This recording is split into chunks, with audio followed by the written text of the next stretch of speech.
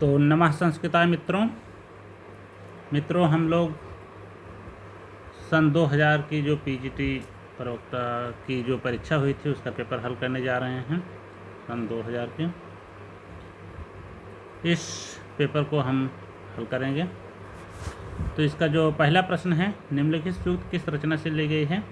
S क्रीडत कूप यंत्र घटिका न्याय प्रसक्तो विधि। इसमें ऑप्शन है अभिज्ञान शाकुंतलम, स्वप्नवासु दत्तम, मृच्छकटिकम, रत्नावली। तो यह सूक्त मृच्छकटिकम से ली गई है। दूसरा प्रश्न है मृच्छकटिकम का नायक कौन है? इसमें ऑप्शन है सकार, दुर्योधन, संवाहक, चारुदत्त। तो इसमें इसका जो नायक है वो है चारुदत्त। मृच्छकटिकम का जो नायक है वो है चारुदत्त। सकार इसका प्रतिनायक है।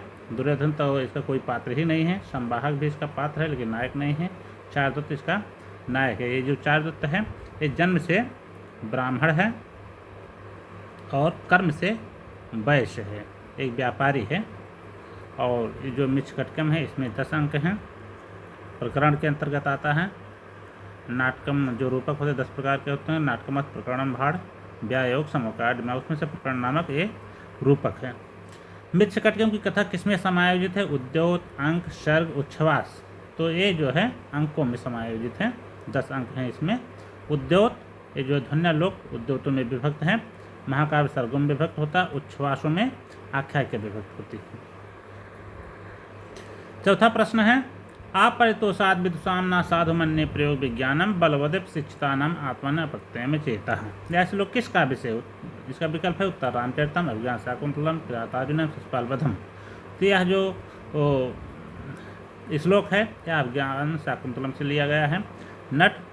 नटी से कहता है अपरितोषाद विदुषाम न साधु मन्ये प्रयोग विज्ञानम, मतलब विद्वानों के संतुष्ट होने तक मैं अपने अभिनय कौशल को कुशल नहीं मानता हूँ, सही नहीं मानता हूँ। यद्यपि बड़े बड़े शिक्षित लोगों का भी मन अपने विषय में संशययुक्त होता है, तो हमारा कहना है क्या, मैं भी अपने इस अभिनय कौशल के विषय में संशय युक्त हूँ कि हमारा अभिनय कौशल सही होगा कि नहीं होगा, या तभी सही कहा जाएगा जब विद्वान लोग हमारे अभिनय कौशल से संतुष्ट हो जाएंगे। तो यह जो श्लोक है अभिज्ञान शाकुंतलम से लिया गया है। अगला प्रश्न है कामी स्वताम पश्यति। यह सूक्ति है दुष्यंत की, कर्ण की, शकुंतला की, दुर्वासा की। तो ये सूक्ति जो है दुष्यंत की।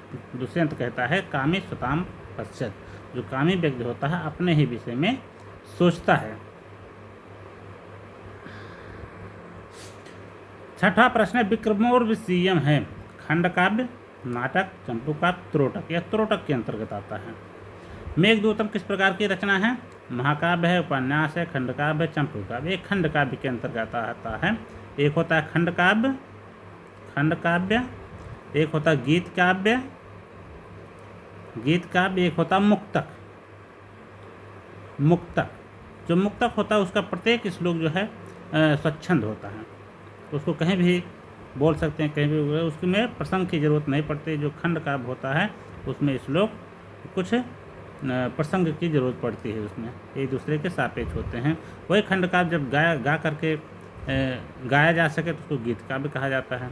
तो मेघदूतम खंड काव्य के अंतर्गत आता है। ये कालिदास की रचना है। इसमें 2 भाग हैं, पूर्व मेघ और उत्तर मेघ। कालिदास की 7 रचनाएं हैं, उसमें से 2 खंड काव्य हैं। एक ऋतु संहारम, दूसरा मेघदूतम। अगला प्रश्न है महाकाव्य लेखन के अलंकार बहुल पद्धति विचित्र मार्ग के प्रवर्तक हैं? भारवी, कालिदास, माघ, श्रीहर्ष। इसमें से माघ हैं अलंकार बहुल पद्धति के प्रवर्तक। इसमें भारत का जो रचना है वो किरातार्जुनीयम है। माघ का शिशुपालवधम है। श्रीहर्ष का नैषधीय चरितम। ये तीनों महाकाव्य तो बृहत्त्रयी के अंतर्गत आते हैं। बृहत्त्रयी में तीनों काव्य आते हैं। भारत का किरातार्जुनीयम, माघ का शिशुपालवधम, श्रीहर्ष का नैषधीय चरितम। किरातार्जुनीयम में 18 सर्ग हैं। माघ के जो शिशुपालवधम हैं उसमें 20 सर्ग हैं। श्रीहर्ष के नैषधीय चरितम में 22 सर्ग, 2 सर्ग उत्तरोत्तर बढ़े हुए। 9वां प्रश्न, हर्ष चरितम में उच्छ्वास हैं 10, 7, 11, तो इसमें 8 उच्छ्वास हैं। तो इसमें जो है बाणभट्ट की रचना है हर्षचरित, और दूसरी रचना है इनकी कादम्बरी। जो हर्षचरित है उसमें श्री हर्ष के जो परिचय है, उसके प्रथम 2 उच्छ्वासों में बाणभट्ट अपने बारे में लिखते हैं, और बाकी के 6 उच्छ्वासों में हर्ष के बारे में लिखते हैं, हर्षवर्धन के बारे में। 10वां प्रश्न है, 10 कुमार चरितम की कथा वस्तु के विचार कहाँ से लिए गए हैं? ऋग्वेद से, छांदोग्योपनिषद से, महाभारत से, बृहत कथा। तो महाभारत से इसका जो है कथानक लिया गया है। 11वां प्रश्न है, अभिज्ञान शाकुंतलम का दुष्यंत नायक है, किस प्रकार का नायक है? धीर प्रशांत, धीर ललित, धीरोदात्त और धीरोधत। 4 प्रकार के नायक होते हैं। नायक की 4 कोटियाँ हैं। धीर प्रशांत, जो धीर प्रशांत नायक होता है वह प्रकरण में पाया जाता है, जैसे मृच्छकटिकम का नायक धीर प्रशांत प्रकृति का है। धीर ललित नायक नाटका में होता है, जैसे रत्नावली नाटका होती है, रत्नावली नाटका में धीर ललित प्रकृति का नायक जो नायक के पीछे भागता है। धीरोदात्त प्रकृति का नायक नाटकों में होता है। धीरोदात्त प्रकृति का जो नायक होता है उस तरह का जो नाटक होता है आदर्श नाटक माना जाता है। तो अभिज्ञान शाकुंतलम का जो नायक दुष्यंत है वह धीरोदात्त प्रकृति का, धीरोधत्त प्रकृति का नायक वो होता है, जैसे भीम जो क्रोध करने वाले होते हैं। तो ऐसे नायक जो है धीरोदात्त को। अभिज्ञान शाकुंतलम में शकुंतला को शाप किसने दिया?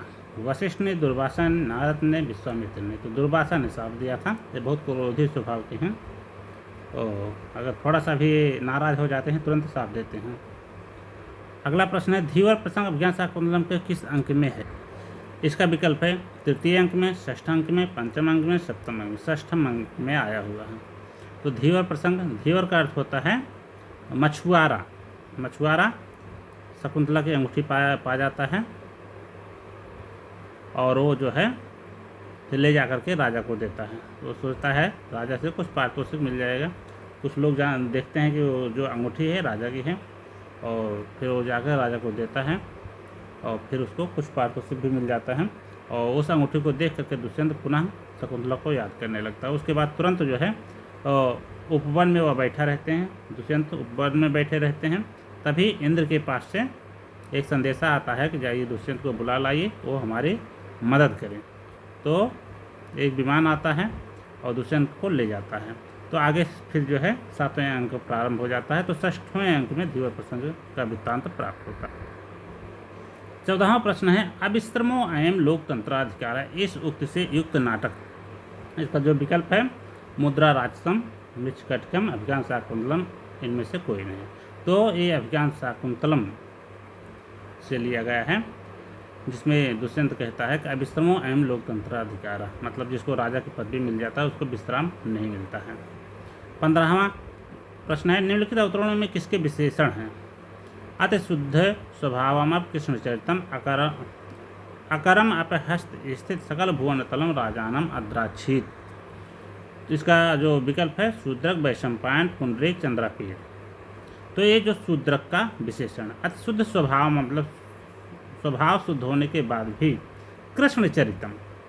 तो कृष्णचरितम इसके दो अर्थ हैं। कृष्ण का अर्थ होता है कृष्ण के समान चरित्र वाला, और दूसरा अर्थ होता है काले चरित्र वाला, मतलब कलंकित चरित्र वाला। तो ये जो विशेषण है शूद्रक के हैं, जो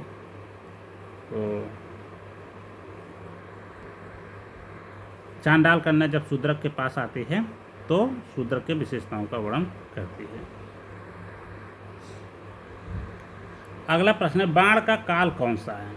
विकल्प है 7वीं शताब्दी का पूर्वार्ध, 6ठी शताब्दी, 4वीं शताब्दी, 8वीं शताब्दी।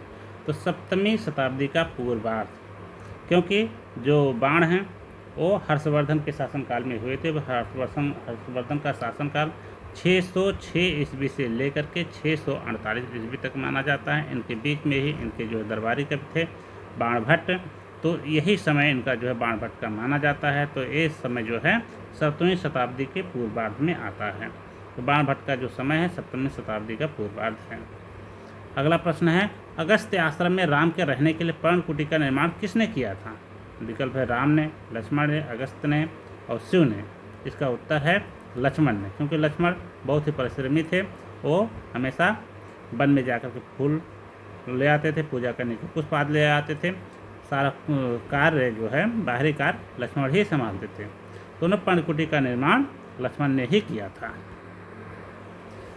अगला प्रश्न है, कादम्बरी है, आख्यायिका है, कथा है, प्रकरण है, ऐतिहासिक काव्य है। तो एक कथा के अंतर्गत आता है। जो कथा का कथानक होता है काल्पनिक होता है, आख्याय का कथानक ऐतिहासिक होता है।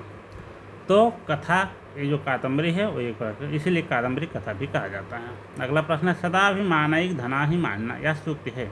रामायण में नलचंपू में, शिशुपाल वधम में, कुमार संभव में। शिशुपाल वधम की सूक्ति है।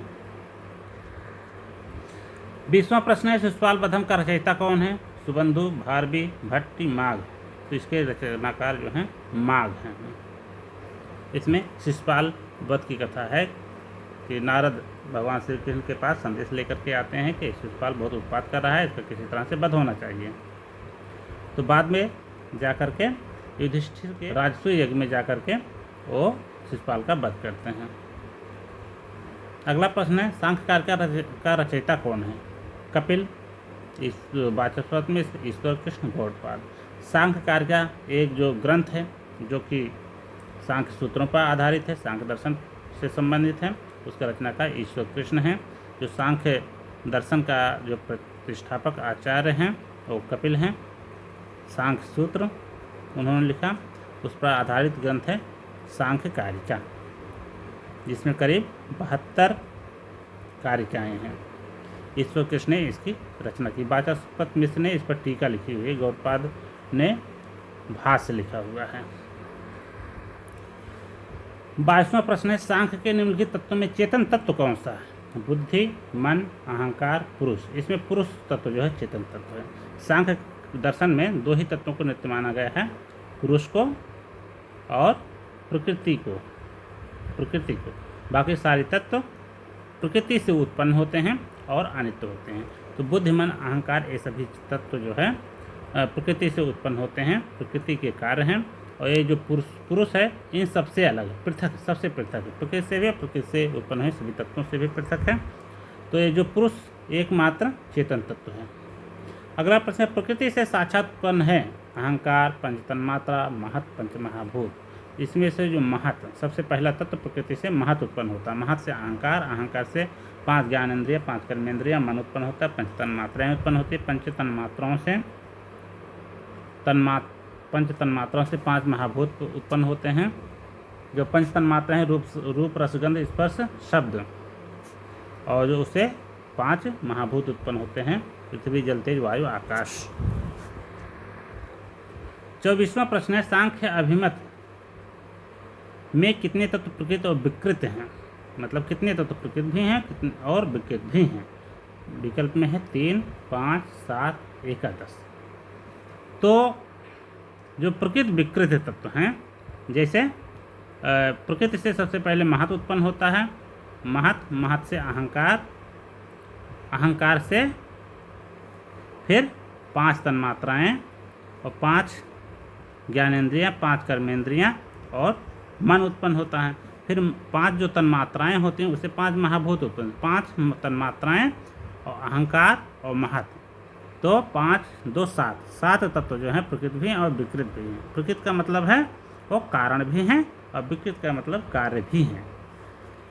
अगला प्रश्न है, सांख्य मतानुसार अव्यक्त है पुरुष, ईश्वर, प्रकृति, इनमें से कोई नहीं। प्रकृति, इसमें प्रकृति जो है ये अव्यक्त तत्व है, इसको अव्यक्त भी कहा जाता है।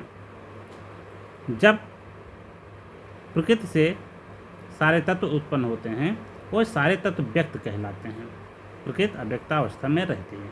इसका कारण है इसमें जो तीनों गुण होते हैं, सत्व, रजस और तमस, ये तीनों गुण होते हैं, ये समान अवस्था में रहते हैं। जब इसमें विक्षोभ होता है, पुरुष का संयोग होता है और इसमें विक्षोभ होता है, तब ये गुण असमान हो जाते हैं। जो जैसे महत उत्पन्न होता है, महत में सत्व की प्रधानता रहती है, रजो और तमोगुण सत्व के अपेक्षा कुछ नहीं रहते, तो इसमें असमानता हो जाती है।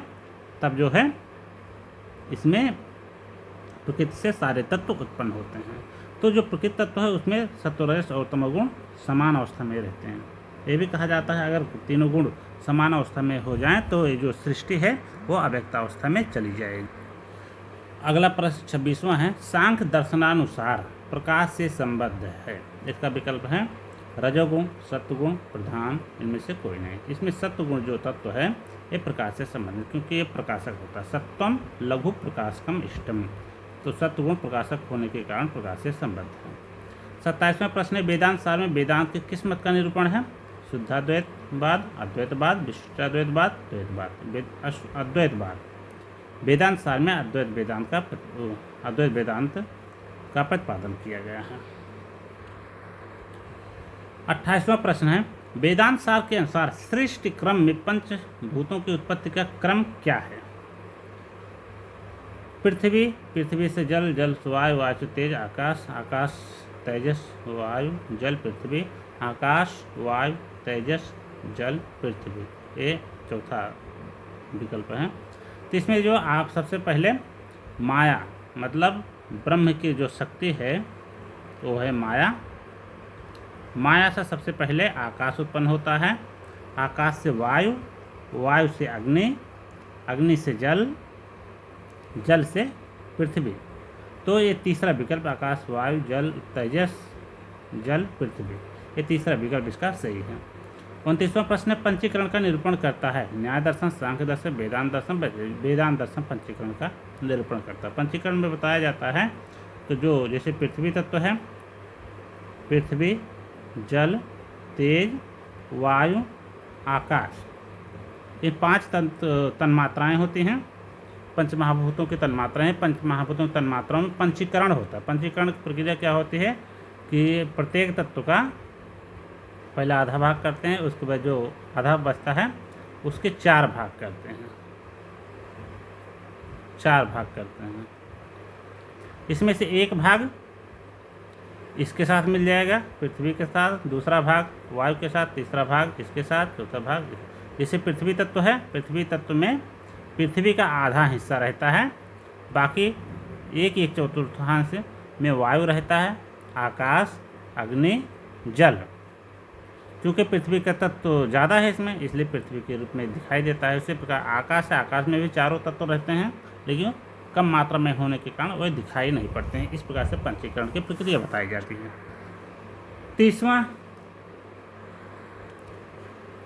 30वां प्रश्न है तत्वमसि है।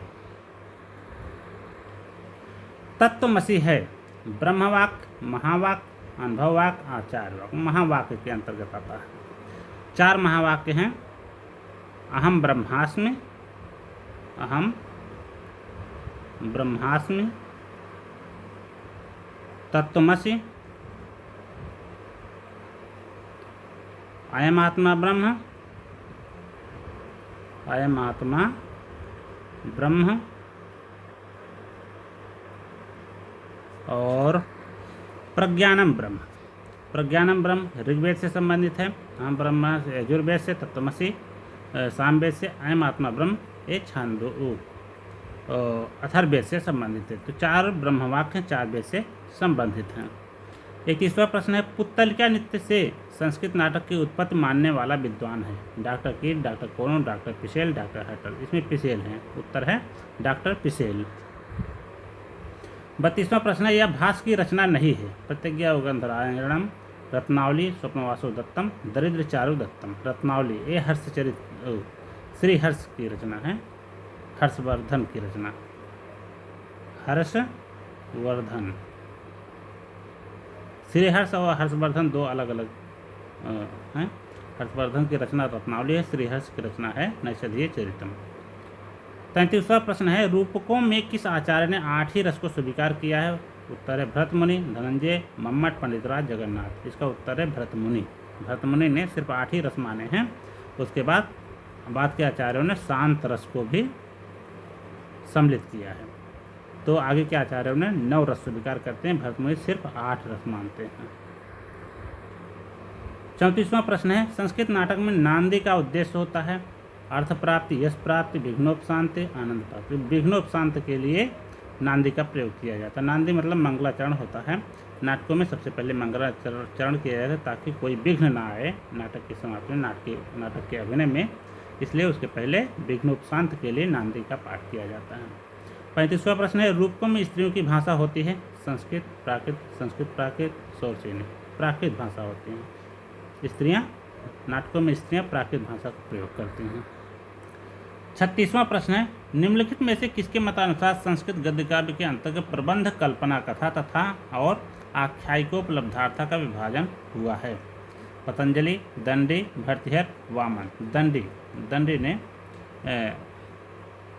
प्रबंध, कल्पना, कथा और आख्यायिकोपलब्धार्था का विभाजन किया हुआ है।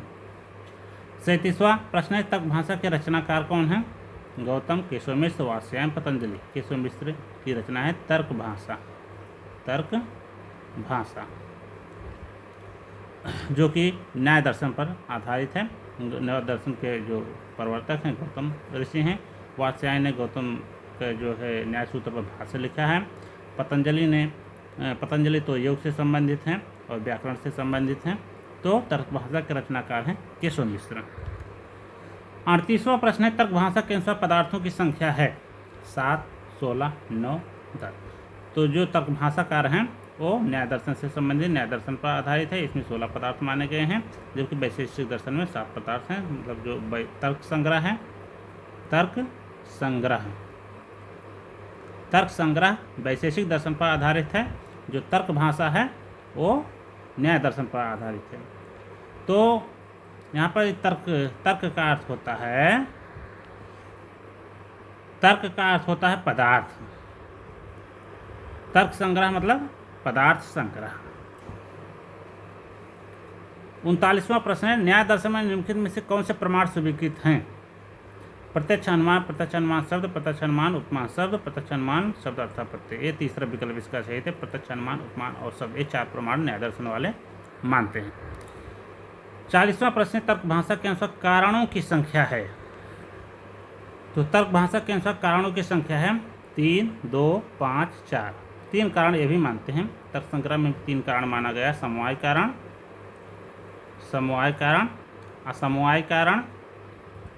असमवाय और निमित्त कारण। तर्क भाषाकार भी यही 3 कारण मानते हैं। 41वां प्रश्न है, ध्वनि परिवर्तन तो जिह्वा नर्तन है के बारे में आपका मत? इसमें जो विकल्प हैं, यह उक्त सही है, यह उक्त सही नहीं है, यह उक्त सर्वथा असंबद्ध उक्त है, यह उक्त एकांगी है। तो ये चौथा उत्तर सही माना गया है। मैंने पुस्तक में देखा हुआ था। तो यह उक्त एकांगी है ऐसा कहा गया है। 42वां प्रश्न है, ध्वनि परिवर्तन का आभ्यंतर कारण है? अनुकरण की अपूर्णता, अन्य भाषाओं का प्रभाव, सादृश्य, काल प्रभाव। इसका उत्तर है काल का प्रभाव। भोलानाथ तिवारी ने भाषा विज्ञान में काल का जो प्रभाव है इसको आभ्यंतर कारण माना है ध्वनि परिवर्तन का, जबकि अनुकरण की अपूर्णता, अन्य भाषाओं का प्रभाव, सादृश्य, ये जो है बाह्य कारण इसको माना है। 43वां प्रश्न है, क्या ध्वनि परिवर्तन के लिए बर्नर ने ग्रिम नियमन में सुधार किया है? हाँ, नहीं, दोनों का कोई संबंध नहीं है, कुछ भी नहीं। तो हाँ, बर्नर ने ग्रिम नियम में कुछ सुधार किया हुआ है। तो इसका उत्तर है हाँ। 44वां प्रश्न है, क्या अर्थ परिवर्तन का कारण ध्वनि परिवर्तन है? हाँ, नहीं, कुछ कुछ, दोनों का अधिष्ठान भिन्न है। तो इसका जो उत्तर है कुछ मामलों में अर्थ परिवर्तन का कारण ध्वनि परिवर्तन होता है। 45वां प्रश्न है, पठेत रूप है, ये धातु रूप का प्रश्न है। लट लकार प्रथम पुरुष एकवचन का, लट लकार मध्यम पुरुष बहुवचन का, विधिलिंग लगा प्रथम पुरुष एकवचन। इसका उत्तर है विधिलिंग लगा। तीसरा उत्तर इसका सही है, विधिलिंग लकार है।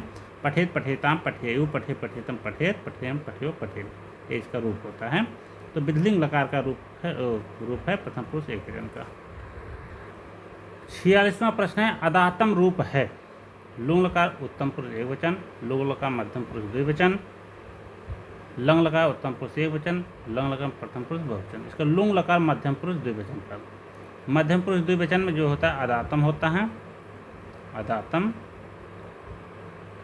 और जो लुंग लकार प्रथम पुरुष एक वचन होता है उससे अदाताम होता है प्रथम पुरुष द्विवचन में। तो ये जो है लुंग लकार मध्यम पुरुष द्विवचन का रूप है। 47वां प्रश्न है, अभवत रूप है। लंग लकार प्रथम पुरुष एक वचन, लंग लकार मध्यम पुरुष बहुवचन, लुंग लकार प्रथम पुरुष एक वचन, लुंग लकार मध्यम पुरुष बहुवचन। तो ये लंग लकार प्रथम मध्यम पुरुष बहुवचन का रूप है। जो प्रथम पुरुष एकवचन का रूप होता है उसमें हलंत होता है। अभवत, अभवत यहाँ पर हलंत होता है। और जो मध्यम पुरुष बहुवचन का रूप होता है उसमें हलंत नहीं होता है। इसमें हलंत नहीं है, इसलिए लंग लकार मध्यम पुरुष बहुवचन का रूप है। अगला प्रश्न है मिल संघ में, मतलब मिल धात का लट लकार अन्य पुरुष, जो प्रथम पुरुष होता है उसी को अन्य पुरुष भी कहते हैं। तो अन्य पुरुष एक वचन का रूप है मिलत, मिलत मिलता है मिलंती। रुधिर आवरण का लट लकार अन्य पुरुष एक वचन का रूप होता है। अन्य पुरुष मतलब प्रथम पुरुष एक वचन। तो इसका जो है रुणध्य और रुंधे दोनों रूप होते हैं, इसलिए जो है दोनों ही सही हैं। तो रुणध्य जो है प्रथमापदी का रूप होता है, रुंधे जो है आत्मनेपदी का रूप होता है। 50वां प्रश्न है कर्ता का ईप्सितम कारक कहलाता है। कर्म, करण, संप्रदान, अपादान। तो कर्म इसका उत्तर है। इसका जो सूत्र है कर्तु ईप्सित तमम कर्म, मतलब कर्ता अपने क्रिया के द्वारा जिस पदार्थ को सबसे अधिक चाहता है उसकी कर्म कारक संज्ञा होती है। तो ईप्सितम का अर्थ है सबसे अधिक चाहने वाला। तो जो सबसे अधिक कर्ता का सबसे अधिक अभीष्ट पदार्थ होता है उसकी कर्म कारक संज्ञा होती है। तो इसका पहला उत्तर सही है। 51 दा धातु में यत प्रत्यय जोड़ने पर कौन सा रूप बनता है? दाया, देयम, दीयम, दायम। देयम रूप बनता है, जिसका अर्थ होता है देने योग्य। अगला प्रश्न है पच धातु में अक्ता प्रत्यय लगाकर रूप बनेगा। पचिता, पक्ता, पक्वा, पचिता। पक्वा इसका रूप है सही। पक्वा इसका जो विकल्प है ये सही है। 53वां प्रश्न है गणपति शब्द में अण प्रत्यय जोड़ने पर कौन सा रूप बनेगा? गणपतिम, गणपत्यम, गाणपतम, गाणपत्यम। तो गाणपतम इसका रूप सही होगा, गाणपतम। जब अण प्रत्यय जुड़ता है तो इसको जो आदि जो स्वर होता है उसको वृद्धि हो जाती है, तो गाणपतम इसका रूप बनेगा। 54वां प्रश्न है लावणिका का स्त्रीलिंग क्या होगा? लावणकी, लावणिका, लावणिक, लावणिजा। तो लावणकी इसका शब्द, इसका विकल्प सही, लावणकी रूप बनेगा। 55वां प्रश्न है लौकिका नाम ही साधु नाम अर्थम वाग अनुवर्तते ऋषियों नाम पुनराद्या नाम वाचम अर्थो अनुधावत। यह उपर्युक्त श्लोक किस ग्रंथ से संबंधित है? अभिज्ञान शाकुंतलम, शिशुपालवधम, उत्तरांचरितम, रघुवंशम। ये उत्तरांचरितम से संबंधित है, जिसका अर्थ है जो लौकिक पुरुष होते हैं उनकी वाणी अर्थ का अनुसरण करती है, लेकिन ऋषियों की वाणी का अनुसरण अर्थ स्वयं करता है। ये हमारा बहुत प्रिय श्लोक है, इसलिए याद है उत्तर रामचरितम का ये श्लोक है। 56वां प्रश्न है कस्यात्यंतम सुखम उपनतम दुखम एकांततो वा नीचैः गच्छतु परिचा दशा चक्र नेम कर्मेण। इस श्लोक का संदेश क्या है? संसार परिवर्तनशील है, दुख में स्थिर रहना चाहिए, सुख दुख परिवर्तनशील है, निज का साथ नहीं करना चाहिए। इसका जो तीसरा विकल्प है सुख दुख परिवर्तनशील है, यही विकल्प इसका सही है। 57वां प्रश्न है सुजना खल भित्यानुकंपका स्वामी निर्धन को अपि शोभिते पिशुनः पुनर्द्रव्य गर्भितो दुष्करा खल परिणाम दारुणा। इस श्लोक के ग्रंथ उसके कवि हैं मृच्छकटकम, शूद्रक, भर्तृहरि, किरातार्जुन, मेघदूतम। भर्तृहरि नीत शतकम से लिया गया है। सुजना खल वित्यानुकंपका स्वामी निर्धन को अपि शोभिते। तो इसका दूसरा विकल्प सही है। 58वां प्रश्न है पराभावो अपि उत्सव एवं मानिनाम। इस सूक्त के रचयिता हैं कालिदास, भारवी, माघ, भर्तृहरि। इस सूक्त के रचयिता भारवी हैं, एक किरातार्जुनीयम से लिया गया है। इस सूक्त का अर्थ होता है शत्रुओं से अपराजित पराक्रम रूपी संपत्ति वाले स्वाभिमानियों के लिए पराजय भी हर्ष का विषय होता है। तो भारव ने किरातार्जुनीयम में जो पहला सर्ग है उसके 41वें श्लोक में कहा है। 59वां प्रश्न है ज्वलति चलितेन धनु अग्नि विप्रकृता पन्नगा फणाम कुर्ते प्रायः स्व महिमानम क्षोभात प्रतिपद्यते ही जना। यह श्लोक निम्नलिखित में से किससे संबंधित है? मृच्छकटकम, अभिज्ञान शाकुंतलम, उत्तरांचरितम, किरातार्जुनीयम। अभिज्ञान शाकुंतलम से संबंधित है। जब दुष्यंत शकुंतला के दुख में उपवन में बैठा रहता तभी मातली का घोड़ा आता है और मातली रथ लेकर के आते हैं। उसी समय जो है ये दुष्यंत को उत्साहित करने के लिए ये श्लोक बोला जाता है। तो ये जो है अभिज्ञान शाकुंतलम से संबंधित निम्नलिखित वाक्य में शुद्ध है। तया सा अहम चित्रम दक्षिष्यामि, तव सा अहम चित्रम दक्षस्यामि, तया सा अहम चित्रम दक्षामि, तया सा अहम चित्रम द्रक्ष्यामि। त्वया सह अहम चित्रम द्रक्ष्यामि, ये विकल्प इसका सही है। त्वया सह, सह के योग में तृतीय विभक्ति का प्रयोग हुआ है। अहम द्रक्ष्यामि, जो दृश्य धातु होती है उसका पश्चता पश्चंत रूप चलता है, लेकिन भविष्य काल में द्रक्षत द्रक्षता द्रक्षंत रूप चलता है। तो ये तीसरा विकल्प इसका सही है। 61वां प्रश्न है, साधन चतुष्टय संपन्न किसके लिए है? संबंध विषय अधिकारी प्रयोजन, अधिकारी से संबंधित। साधन चतुष्टय संपन्न परमाता, जो परमाता होता है वही अधिकारी होता है, अधिकारी। तो ये जो है अधिकारी से संबंधित है, साधन चतुष्टय संपन्न। 62वां प्रश्न है, श्रीमद् भगवद गीता में कितने अध्याय हैं? 14, 17, 18, 20, 18 अध्याय हैं। 63वां प्रश्न है, गीता का कर्म सिद्धांत क्या है?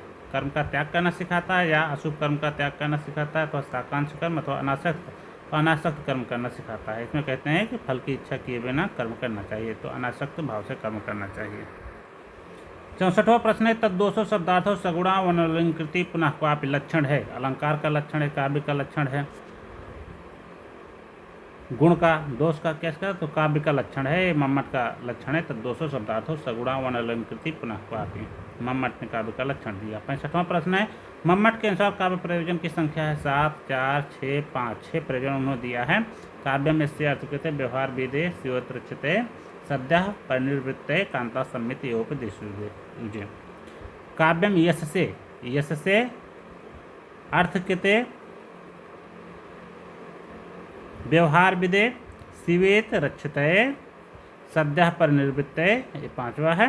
और 6वां है कांता सम्मित उपदेश। तो 6 प्रयोजन हैं इसके, मम्मट ने काव्य के 6 प्रयोजन बताए। 66वां प्रश्न है, तत्सदृश अन्य वस्तु का निषेध किस अलंकार में होता है? उत्प्रेक्षा अलंकार में होता है। इसका उत्तर है उत्प्रेक्षा अलंकार। 67वां जो प्रश्न है, साहित्य दर्पण में परिच्छेदों की संख्या है 10, 7, 8, 9। 10 परिच्छेद हैं। मम्मट के जो काव्य प्रकाश है उसमें भी 10 उल्लास हैं, तो साहित्य दर्पण में भी 10 परिच्छेद हैं। तो साहित्य दर्पण 10 परिच्छेदों में विभक्त है, और जो है मम्मट के काव्य प्रकाश उल्लासों में विभक्त हैं। लक्षणा के 80 भेद किसने किए हैं? विश्वनाथ ने, वामन ने, मम्मट ने, कुंतल। विश्वनाथ ने किए हैं। 69वां प्रश्न है, संकेतित अर्थ को बताने वाली शक्ति है? अभिधा, लक्षणा, व्यंजना और तात्पर्य। अभिधा शक्ति जो है संकेतित अर्थ को बताती है। उत्पत्तिवाद के प्रतिपादक हैं भट्टलोलट, शंकुक, भट्टनायक, अभिनवगुप्त। भट्टलोलट इसके प्रतिपादक। उत्पत्तिवाद के शंकुक जो है अनुमितिवाद के प्रतिपादक हैं। भट्टनायक भुक्तिवाद के, अभिनवगुप्त अभिव्यक्तिवाद के प्रतिपादक हैं। तो भट्टलोलट इसका उत्तर है। शुद्ध वाक्य है, नमस्कृत्वा हरिम गच्छत, नमस्कृत हरे गच्छत, नमस्कृत हरिम गच्छत, नमस्कृत्वा हरे गच्छत। नमस्कृत्वा हरिम गच्छत इसका जो है उत्तर है। हरिम नमस्कृत्वा गच्छत। नमस्कृत्वा, नमस्कृ एक धातु है, इसमें नमः शुरुआत में लगभग, चूँकि नमः उपसर्ग नहीं है। अगर नमः उपसर्ग होता तो यहाँ पर लेप प्रत्यय होकर नमस्कृत बन जाता, लेकिन नमः जो है ये उपसर्ग नहीं है। उपसर्ग ना होने के कारण नमस्कृत्वा रूप बने, अक्त्वा प्रत्यय लगेगा। तो इस प्रकार से पहला विकल्प सही होगा, नमस्कृत्वा हरिम गच्छत। हरिम नमस्कृत्वा मतलब हरि को नमस्कार के गच्छत जाता है। अगला प्रश्न है, अधोलिखित वाक्य में एक वाक्य शुद्ध है। रामाः दीनाय धनम ददति ददन्ति। रामाः दीनाय धनम ददन्ति। रामा दीनान् धनम ददन्ति। रामाः दीनम धनम ददति। रामाः दीनाय धनम ददति। तो जो ददत दा धातु होता है उसका बहुवचन में रूप होता है ददति। ददाति, दत्तः, ददति। इसके साथ रामाः। तो ये तीसरा विकल्प सही होगा, रामाः। अच्छा, चौथा विकल्प सही होगा, रामाः दीनाय धनम ददति। बहुत से राम दीनों को धन देते हैं। तो जहाँ पर द धातु का प्रयोग होता है वहाँ पर संप्रदान कारक होकर के चतुर्थी विभक्त हो जाती है। बहुवचन में है, कर्ता बहुवचन में है, तो जो क्रिया भी है बहुवचन की है, ददति। तो ये चौथा विकल्प इसका सही है। 73वां प्रश्न है, 17वां स्वर्गम अगच्छन् वाक्य का ऋजंत रूप होगा। 17वां स्वर्गम अगमयत, शत्रुन स्वर्गम अगमयत, शत्रुन स्वर्गम अगच्छन्, 17वें स्वर्गम अगमयत। शत्रुन स्वर्गम अगमयत इसका अर्थ है शत्रुओं को स्वर्ग पहुंचाया। 17वां स्वर्गम अगच्छन्, शत्रु लोग स्वर्ग गए। शत्रुन अगमयत का अर्थ होता है शत्रुओं को स्वर्ग पहुंचाया। तो ये दूसरा विकल्प इसका सही होगा। अगला प्रश्न है आसने उपविश्य प्रेक्षते, इस वाक्य का दूसरा वाक्य रूप है। आसनम उपविश्य प्रेक्षते, आसनम प्रेक्षते, आसनात् प्रेक्षते और आसने प्रेक्षते। ये तीसरा विकल्प आसनात् प्रेक्षते, इसका रूप सही होगा। 75वां प्रश्न है रामेण बाणेन हतो बाली, इस वाक्य का कर्तृवाच्य रूप है। रामः बाणेन बालिम हतवान, रामेण बाणेन बाली हता, रामः बाणेन बाली हतवान, रामेण बाणेन बालिम हतवान। तो ये पहला विकल्प सही होगा, रामः बाणेन बालिम हतवान, राम ने बाण से बाली को मारा। ये पहला विकल्प इसका सही होगा। अगला प्रश्न है यन नाट्य वस्तुनः पूर्व रंग विघ्नोपशांतये कुशीलवाः प्रकुर्वन्ते, आगे डेड है सा उच्यते, सूत्रधारः पूर्वरंगा संस्थापका रंगमंचा। पूर्वरंगा सा उच्यते, पूर्वरंग इसका दूसरा विकल्प सही है। 77वां प्रश्न है शिरसि धृतसुरापगे स्मरा रावरुण मुखेन्दु रुचिर गिरीन्द्र पुत्री, अथ चरण युगानते स्वकांते स्मित सरसा भवतोस्त भूत हेतु। उपर्युक्त श्लोक है इस स्तुति मंगलाचरण पूर्वरंग द्वादश पदा नांदी, तो मंगलाचरण इसका सही है। अगला प्रश्न है रूपकों के भेदक तत्व हैं, मतलब किन तत्वों के आधार पर रूपों का भेद किया गया है। अंक संवाद रस, वस्तु नेता रंगमंच, रस नेता वस्तु। ये तीसरा विकल्प इसका सही है, वस्तु नेता रस के आधार पर रूपों के भेद के रूपक बताए गए हैं, इन्हीं के आधार पर इनका भेद किया गया है। 79 इसका प्रश्न है तवास्म गीत रागेण हरिणा प्रसभम हृतः, एष राज्यव दुष्यंता सारंगेणातिरनसः। उपर्युक्त श्लोक किसका उदाहरण है? नांदे बिंदु पताका स्थानक प्रस्तावना, पताका स्थानक का उदाहरण है। अगला प्रश्न है आरंभ यत्न प्राप्त्याशा नियताप्ति फलागम, एक किसके भेद हैं? अवस्थाओं के भेद हैं, अर्थ प्रकृतियों के नहीं। अर्थ प्रकृतियों के अंतर्गत अवस्थाएं भी आती हैं, संध्या भी आते हैं, तो ये अवस्थाओं के भेद हैं। आरंभ यत्न प्राप्त्याशा नियताप्ति फलागम। 81वां प्रश्न है कर्म रस का स्थायी भाव है? क्रोध, उत्साह, भय, शोक। शोक इसका स्थायी भाव है। चौथा विकल्प इसका सही। अगला प्रश्न है अलंकार का भेद नहीं है। वर्ण अलंकार, उभय अलंकार, शब्दालंकार, अर्थालंकार। वर्ण अलंकार इसका भेद नहीं है अलंकार का। 83वां प्रश्न है मम्मट के अनुसार काव्य प्रयोजन नहीं है। प्रतिभा, अर्थ, यश, अनिष्टनाश। तो प्रतिभा इसका प्रयोजन नहीं है। काव्य में से अर्थ किते व्यवहार विदेश योत्र चिते, तो यश से अर्थ किते अनिष्टनाश ये तीनों प्रयोजन हैं, प्रतिभा इसका प्रयोजन नहीं है। अगला प्रश्न है अर्थे सत्य अर्थ भिन्ना नाम वर्ण नाम सा पुनः श्रुति, किस अलंकार से संबंधित है? यमक, अनुप्रास, रूपक, उपमा। तो यमक अलंकार से संबंधित है। इसका पूरा जो पंक्ति है अर्थे सत्य अर्थ भिन्ना नाम वर्ण नाम सा पुनः श्रुति यमकम, अर्थात अर्थ होने पर भिन्न भिन्न अर्थ वाले वर्ण समुदाय का पूर्व क्रम से ही आवृत्ति यमक अलंकार कहलाता है। तो यमक अलंकार इसका जो है उदाहरण है। 85वां श्लोक है प्रश्न है वाक्यम रसात्मकम काव्यम के प्रतिपादक हैं? मम्मट, जगन्नाथ, विश्वनाथ, आनंद। विश्वनाथ इसके प्रतिपादक हैं, क्योंकि विश्वनाथ रस को काव्य की आत्मा मानते हैं। 86वां प्रश्न है श्लिष्टः पदैः अनेकार्थाभिधाने श्लेषिते, श्लोक के इस लक्षण के प्रतिपादक हैं? विश्वनाथ, रुद्र, मम्मट, भामह। तो विश्वनाथ श्लेष का लक्षण इस प्रकार से कहते हैं श्लिष्टा पदय अनेकार्थाभिधाने श्लेषिते, विश्वनाथ का ये लक्षण दिया हुआ लक्षण है।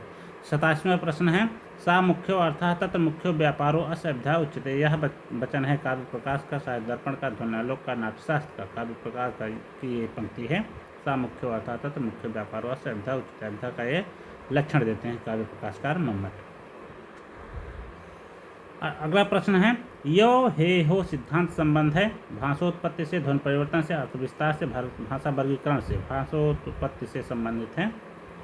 89वां प्रश्न है मेपोल सिद्धांत में मेपोल क्या है? एक खंभा है, एक त्योहार है, एक ग्रह है, एक वृक्ष है। तो एक खंभा है, पोल का अर्थ ही होता है खंभा, तो एक खंभा है मेपोल। अगला प्रश्न है क्या ग्रिम नियम का त्रिभुज निम्नवत है? का खा गा पाफा बा हो जाता है, पाफा बा याराला हो जाता है। तो बिल्कुल सही, बिल्कुल गलत, कुछ हद तक सही, कह नहीं सकते, बिल्कुल गलत है। 91 है ओदनम भुंजानो विषम भुंगते। उदाहरण है अभुक्त्यर्थस्य न अनुलक्षणे तथा युक्तम चा निप्सितम। इसका जो ओदनम भुंजानो विषम भुंगते, ये जो है तथा युक्तम चा निप्सितम का उदाहरण है। ये सूत्र कहता है जिस प्रकार से कर्ता का जो अभीष्ट पदार्थ होता है उसकी कर्मकारक संज्ञा होती है, उसी प्रकार से कर्ता का जो बिल्कुल अनअभीष्ट होता है, कर्ता जिसको बिल्कुल नहीं चाहता है, उसकी भी कर्मकारक संज्ञा होती है। क्योंकि यहाँ पर कर्ता ओदन को चाह रहा है, लेकिन उसके साथ साथ वह विष को भी खा जा रहा है। विष को बिल्कुल उसको खाना नहीं चाहता है, लेकिन विष को भी खा जा रहा है। तो जो विष है बिल्कुल अनिश्चित पदार्थ होने के कारण इसकी भी कर्मकारक संज्ञा होकर के इसमें भी द्वितीय विभक्त हो गया है। अगला प्रश्न है हरिम अभिवर्तते। वाक्य में हरिम में द्वितीय विभक्त का कारण है कर्मत्व, अभि का प्रयोग, अनभितत्व, ईप्सितत्व। अभि का प्रयोग, अभि उपसर्ग के प्रयोग करने के कारण हरिम में द्वितीय विभक्त हुई है। अगला प्रश्न सह के योग में कौन सी विभक्ति होती है? तृतीय होती है। सह युक्त अप्रधाने इसका सूत्र है। भीत्रार्थानाम भय हेतु सूत्र से संबद्ध है। करण, अपादान, संप्रदान, कर्म अपादान संबंधित है। जैसे चोरात विभेति अथवा चोरात त्रायते। तो भी और त्राण अर्थ वाली धातुओं के योग में पंचमी विभक्ति होती है, अपादान से संबंधित है। पितरों में समास है तत्पुरुष द्वंद्व बहुब्रीहि अव्ययीभाव द्वंद्व समास है। अगला प्रश्न है पौर्वशाला का विग्रह है। शालायाम पूर्वम, पौर्वशाला, पूर्वशाला यशसा, पूर्वस्याम शालायाम भवः, यह इसका विग्रह है। द्वियमुनम में समास है। द्विगु अव्ययीभाव तत्पुरुष कर्मधारय अव्ययीभाव समास है। इसमें नदीभिश्च संख्यावाचक शब्दों का नदीवाचक शब्दों के साथ समास होता है, तो इसमें अव्ययीभाव समास। सुमद्रम में कौन सा समास है? कर्मधारय, अव्ययीभाव, बहुब्रीहि, षष्ठी तत्पुरुष, इसमें भी अव्ययीभाव समास है। इसका विग्रह है मद्राणाम समृद्धि, सुमद्रम। अगला प्रश्न है पीताम्बरम शब्द में कौन सा समास है? कर्मधारय, बहुब्रीहि, द्वंद्व तत्पुरुष। कर्मधारय समास है पीतम अम्बरम पीताम्बरम, तो इसमें पहला विकल्प सही है। अंतिम प्रश्न है पठितवत में प्रत्यय है।